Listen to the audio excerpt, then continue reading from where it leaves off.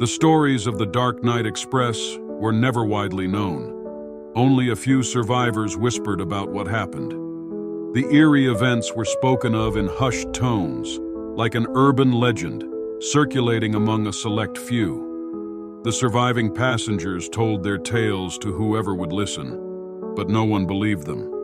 Until Jack, an investigative journalist, decided to find out the truth. Driven by his insatiable curiosity, Jack began tracking down and interviewing the survivors. Their experiences were far too similar to be mere coincidence, and he was determined to uncover what really happened on that mysterious train. Mike's story: the stranger in the reflection. Mike, a businessman, boarded the Dark Night Express on a rainy night, hoping for a quiet and uneventful journey. As the train sped through the dark, Mike noticed something odd. Every time he looked at his reflection in the window, a shadowy figure stood behind him, just out of focus. He turned around quickly, but there was no one there. At first, he dismissed it as a trick of the light. But as the night went on, the figure became clearer. It was a man, his face pale and gaunt, with hollow eyes staring directly at Mike. His heart raced. He tried to ignore it, but every time he glanced at the window, the figure was there, closer than before. Suddenly, the reflection spoke. "You don't belong here," it whispered, the voice chillingly hollow.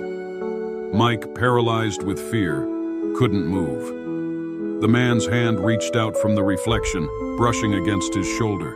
It felt icy cold, like a touch from the grave.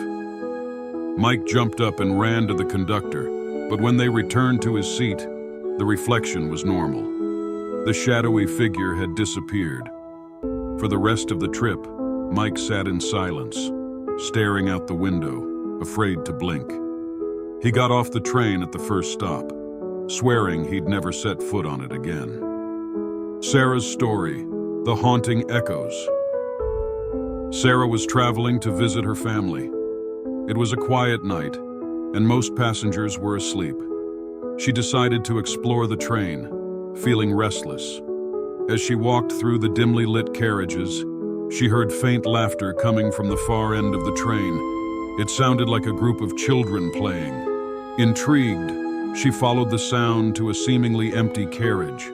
The laughter grew louder, echoing around her. Sarah hesitated, but stepped inside. The lights flickered, and she felt a sudden chill. The laughter stopped abruptly, replaced by whispers.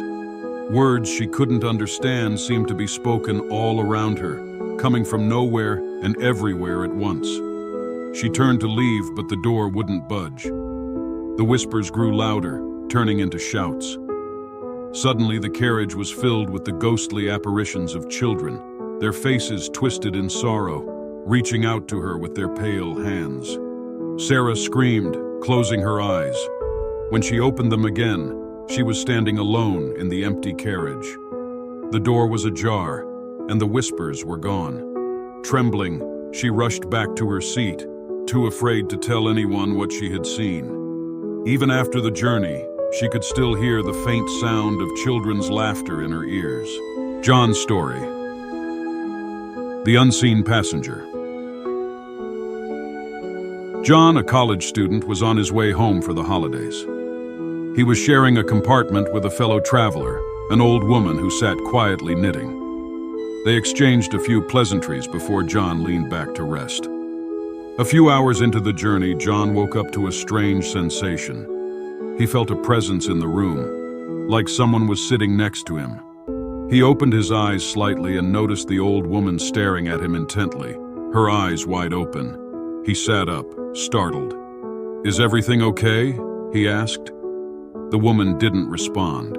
Her face was pale, and she seemed to be mumbling something under her breath.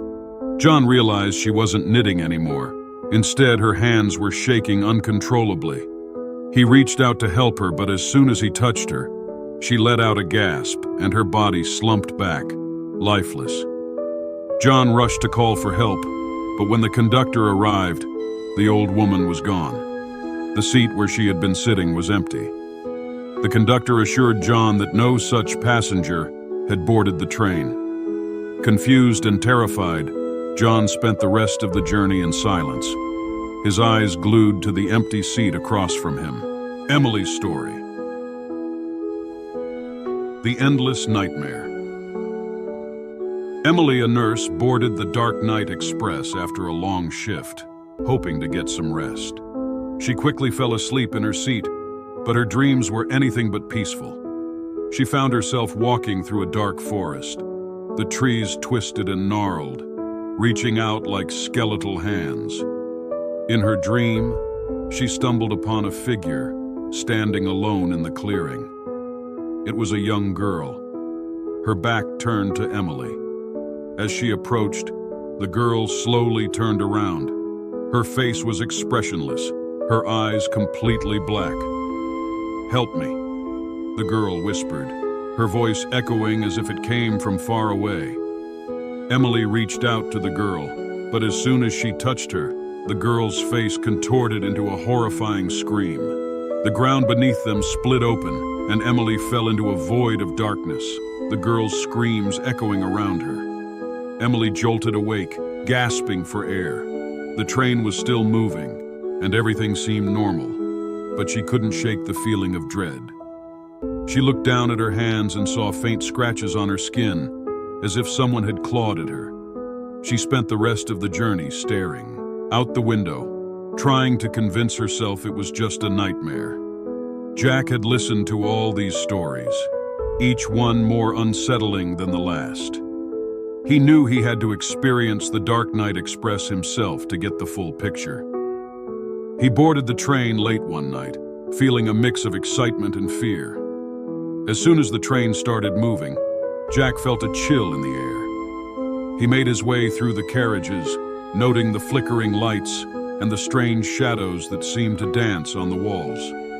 He heard faint whispers and saw fleeting figures in the corner of his eye, but when he turned to look, there was nothing there. Jack reached the last carriage, where he felt the atmosphere change.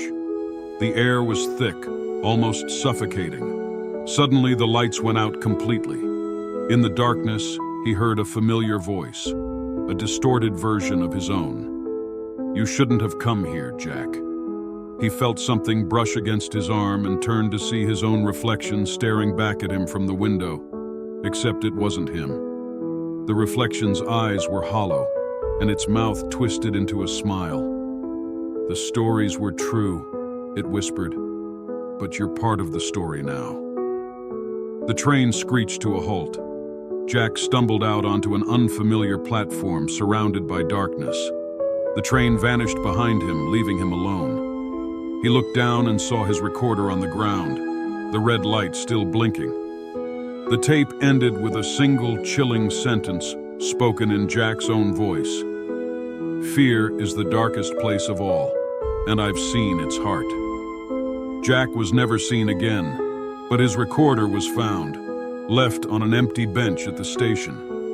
To this day, the legend of the Dark Night Express grows, with whispers of a new passenger added to its roster, a journalist who sought the truth and became part of the mystery.